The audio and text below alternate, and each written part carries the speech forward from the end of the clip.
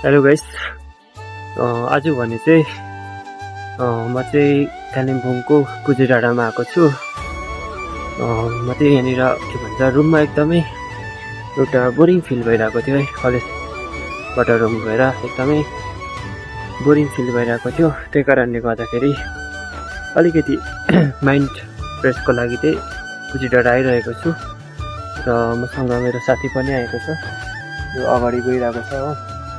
अन्त त्यही भन्न चाहन्छु कि तपाईँहरूलाई पनि यसो घरमा बस्दा बस्दा रुममा बस्दा बस्दा एउटा नेगेटिभ फिलिङ्सहरू आइरहेको हुन्छ है। कोही बेला एउटा एन्जाइटी स्ट्रेस जस्तो भइरहेको हुन्छ। त्यतिखेर चाहिँ रुमबाट बाहिर एउटा यस्तो शान्त जग्गाहरूतिर गयो भने चाहिँ एकदमै रिलिफ पाउनुहुनेछ। एउटा माइन्ड नै रिफ्रेस हुन्छ, जुन चाहिँ मैले आज अनुभव गरेको छु।